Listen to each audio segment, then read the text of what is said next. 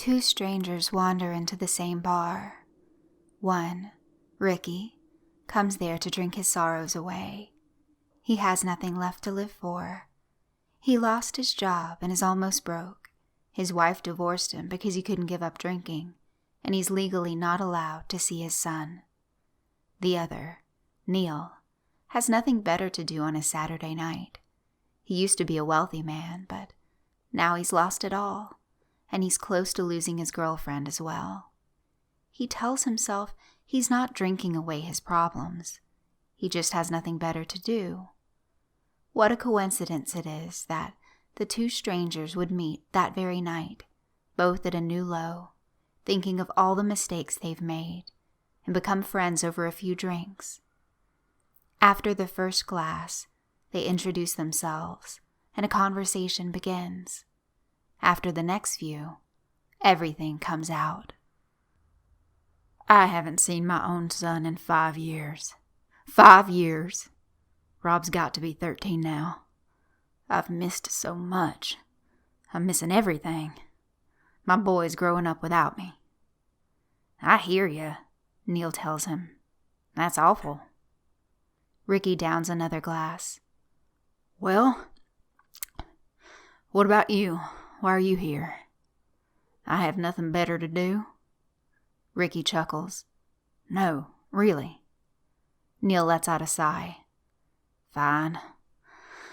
My girlfriend kicked me out. I had nowhere else to go. Oh man, that sucks. What'd you do? I gambled away all our money. I got in way over my head. I was convinced we were going to hit the big time. We could have had it all. If I could have tried just one more time.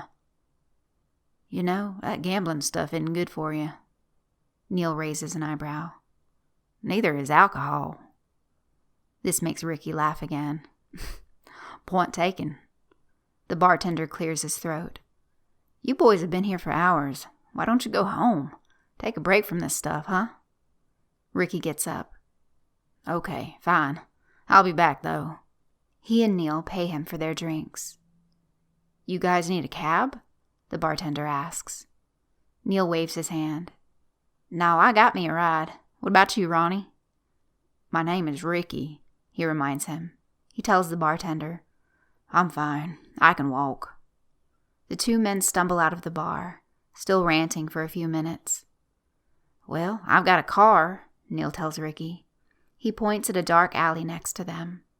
It's down a few blocks away. I'm going to take the shortcut. Okay, I'll walk with you. Neil knits his eyebrows. You sure? Yeah, why not? I ain't got anyone waiting for me. This is the longest conversation I've had with somebody in weeks. Wait. He pauses. It's the only conversation. Okay then, Neil says. They turn and continue walking. The back road is deserted, shaded by looming shadows. They know nothing is there, but they watch closely, just in case. Something doesn't feel right to them. That's why they both jump when they hear something crash behind them. They turn, squinting through the darkness. Something moves, jumping off a dumpster and coming toward them. It's as black as the night, cloaked by the darkness. Then it pants, wagging its tail. Neil laughs. It's just a dog. Hey there, pal. You lost? I wonder if he's a stray. Ricky acknowledges. I have no clue, Neil says with a shrug. And anyway, my girlfriend would kill me if I came home with a dog. Yeah, there's no way I could ever afford to care for a dog.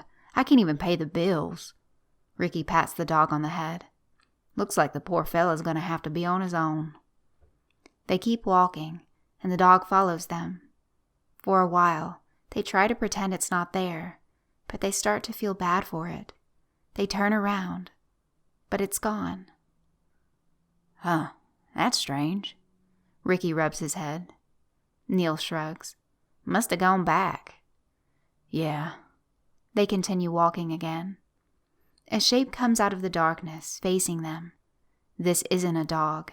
The man wears a ski mask and a dark hoodie. He points a gun at them. Whoa, Neil says. He and Ricky put their hands up. "Don't shoot.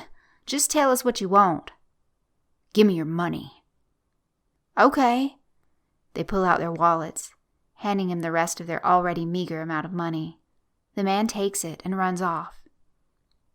"Great," Ricky growls. "Just great." "Hey, at least we're alive," Neil tells him.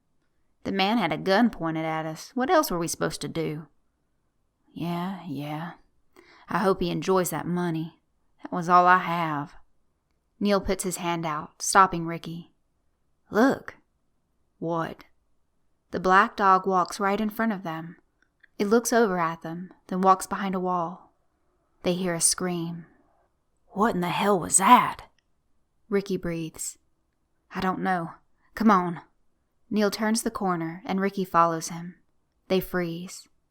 There, on the ground before them, lies their money, right next to the man's gun. They pick it up and Neil gasps. "What?" Ricky asks him. I think it has blood on it. Tell me that isn't blood." He holds his money up to him. Sure enough, there are spots of blood across the green paper. Ricky looks down and sees blood on his, too. He shakes his head.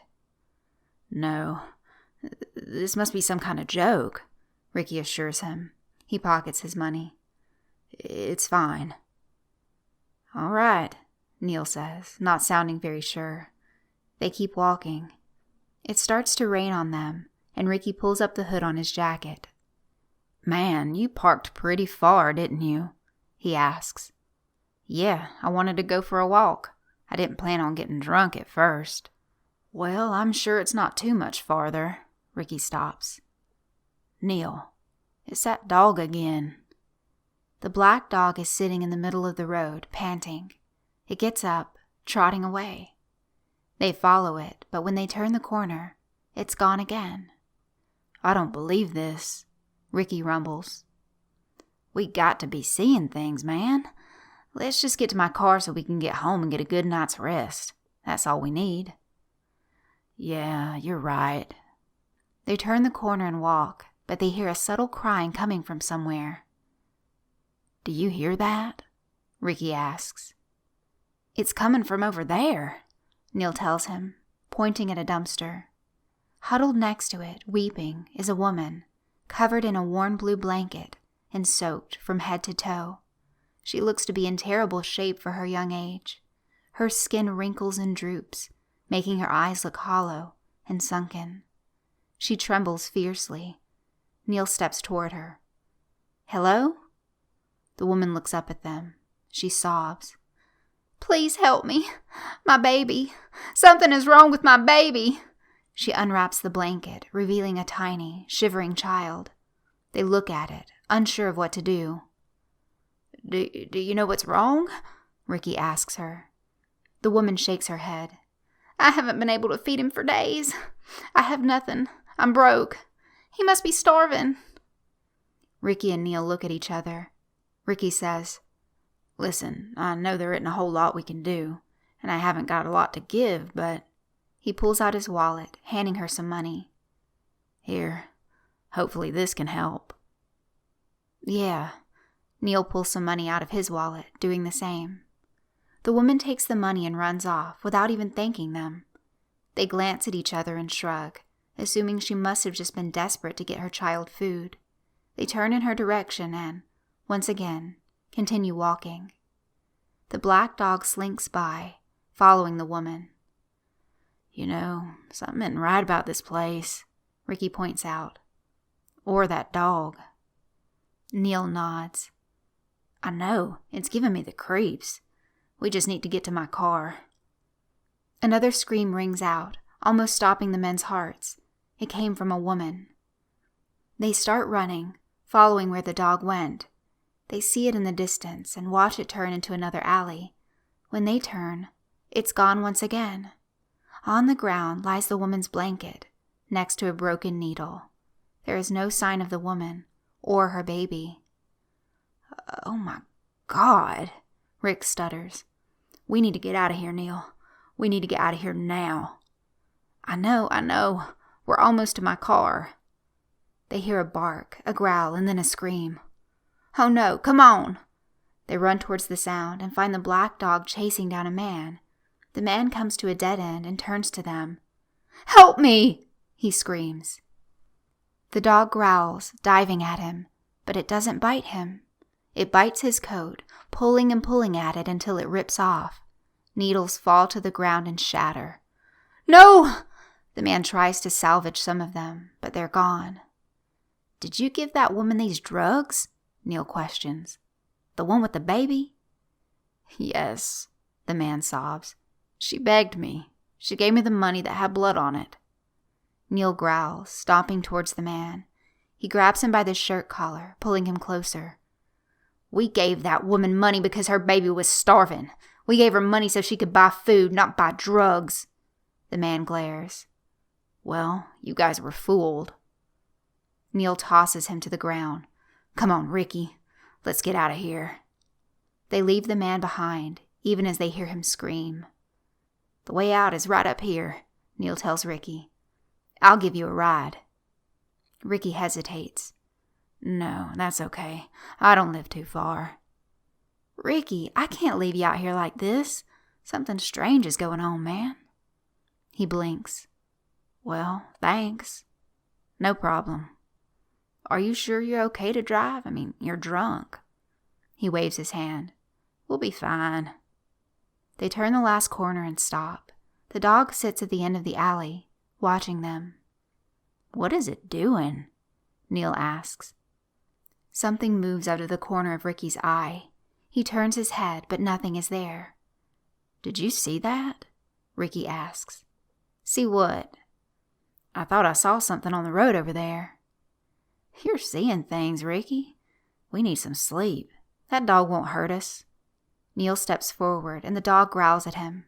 Another scream echoes. This time, it's a kid. Daddy! Ricky cries. Rob, where are you? Daddy! Help me, Daddy! I'm coming, Ricky yells. Neil grabs his arm. Ricky, don't. It's a trick. Rob isn't here. He can't be, he warns him. Ricky ignores his pleas, pulling his arm free, and runs. Ricky! No!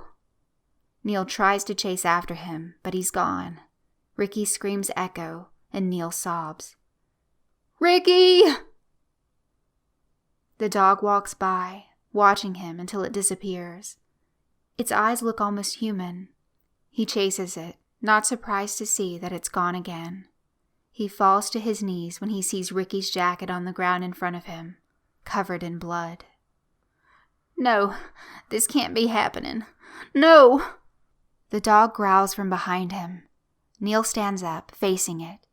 It stares him down, rumbling from deep within its chest. He turns and runs, hearing it chase him down. He makes it out of the alleys, finding his car, and dives into it. He pulls out of the lot in a rush, tires squealing, and gets onto the road. His house is another few blocks away. It will be at least a 10-minute drive. As he turns right, Neil thinks he sees something on the road. It walks across and vanishes. He tells himself he's seeing things. He's safe now, and he needs to relax. He closes his eyes for a few seconds, but he sees flashing images of Ricky and his bloody coat. He opens them back up and gasps. The black dog is there, sitting in the middle of the road. Oh my God! Neil swerves out of the way, losing control of the car. The last thing he sees is a tree.